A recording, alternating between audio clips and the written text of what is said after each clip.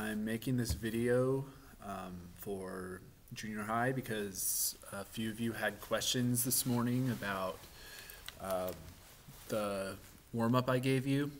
Well, it's not really a warm-up because it's due at 3 p.m.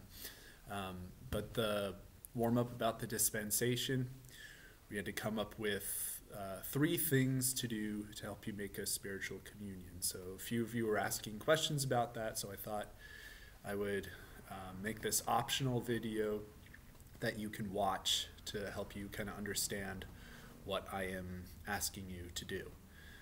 So you don't need to take notes on this video. If you already did the warm-up and you think you did a good job, you don't have to watch this video, but I'm going to talk a little bit about what it means that we're given a dispensation and what it means that we don't have access to the public sacraments in the Mass, and as Catholics, how we are supposed to respond to this.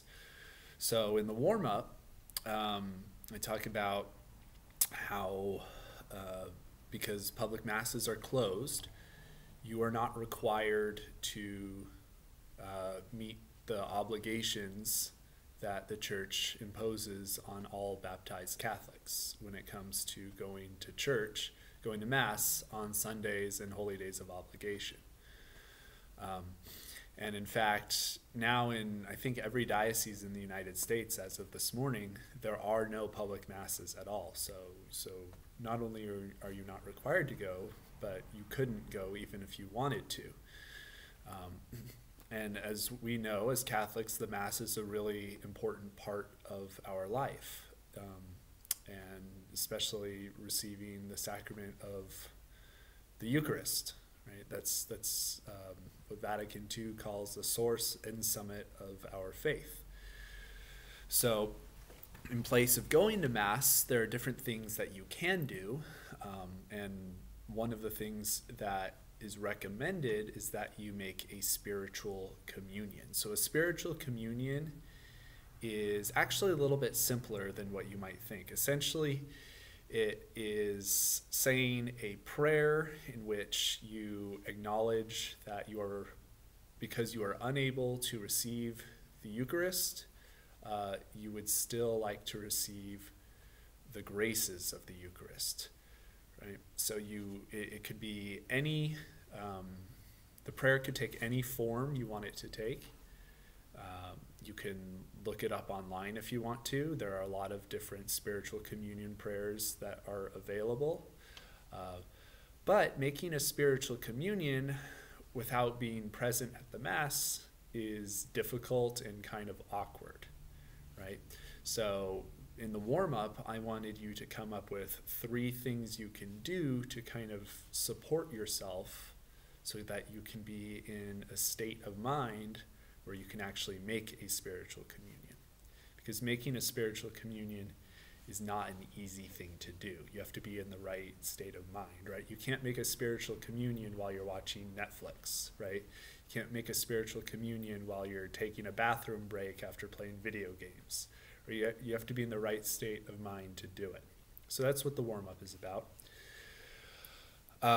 There's 2 other topics I wanted to bring up about the sacraments because, as you know, without public access to the sacraments, this can be very, very difficult for Catholics, especially if you are someone who relies on the sacrament of confession, for example, right?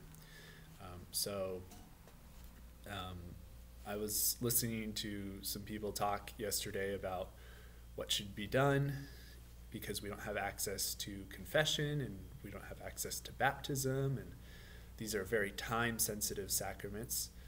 So obviously, if we don't have access to confession, the best thing to do is don't commit mortal sins, right? That's the best thing to do. Don't commit any sins, but especially mortal sins.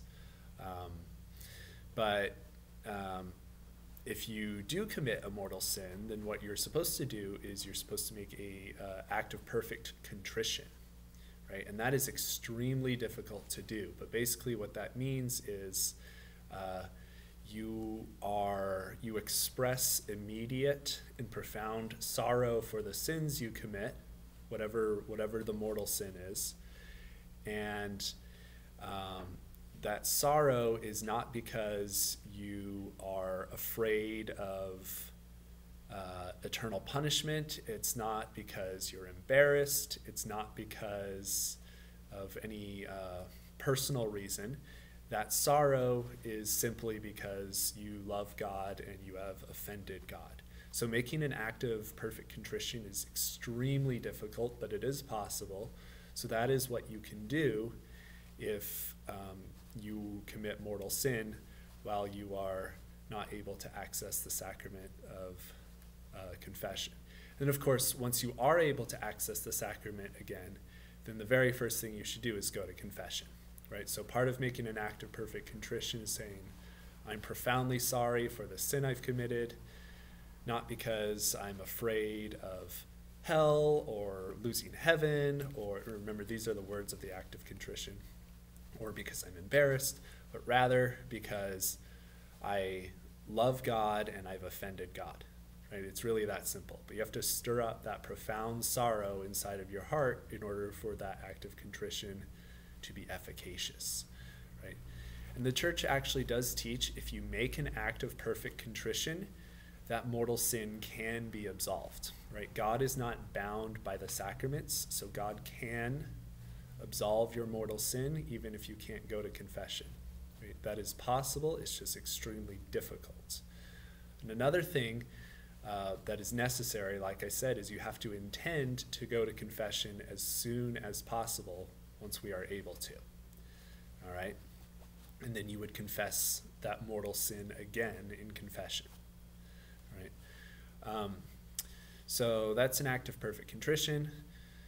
Oh, and baptism, that's the last one. So baptism, a lot of you might already know this. I forget which class I'm teaching this to right now, but I'm just going to include it in this video.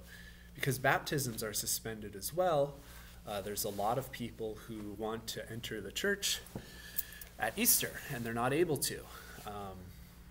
And so if you are in a situation in which someone is in immediate danger of death, right? Let's say you're like, involved in a car accident somehow and someone is in danger of death, right? Well, as Catholics, you should ask that person if you should think of yourself being in that situation as God's providence, right? You are a Catholic. God put you in a situation where you're near someone who is in danger of death, right? And you should ask them if they are baptized. And if they say yes, well, then that's good. You leave it alone. But if they say no, they are not, or you don't know if they're baptized, then you should look at that situation as an opportunity to give that person baptism.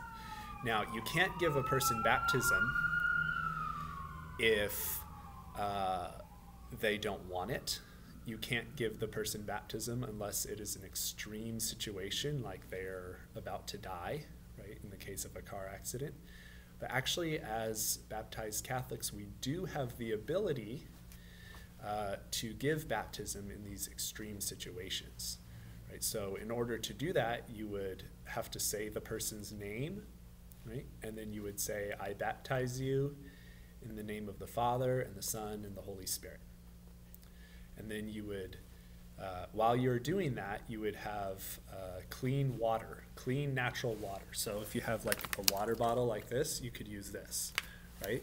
And as you are baptizing them, you would pour it over their head, and the water would actually have to touch their skin, right? Otherwise, that baptism that you give them would not work. You have to make sure the water touches their skin. Also, you can't use any other liquid. It actually has to be water, right? So you're not able to use like, I don't know, like Sprite or something like that. You'd have to use water, and then that's it. So you say the person's name, and then you take the water and you say, I baptize you in the name of the Father. You pour it over their head so it touches their skin, the Son, and the Holy Spirit. and that would be an immediate baptism. Now, if you don't know if the person has been baptized, and if they don't know if they've been baptized, then what you would say is, you'd say the person's name, and then you'd say, if you have not been baptized, I baptize you in the name of the Father, and the Son, and the Holy Spirit. Right? So that's what you would do. Another thing that you'd have to be very careful about is saying the right words. So if you were to say, if you were going to say the person's name and you say, if you're not already baptized, I baptize you in the name of the Father and the name of the Son and the name of the Holy Spirit, right? That would not be a valid baptism because you didn't say the right words.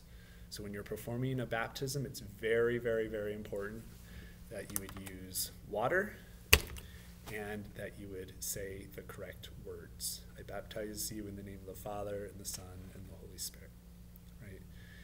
And you use that person's name as well. The reason I made this video, of course, is because we're going to be doing some warm-ups this week about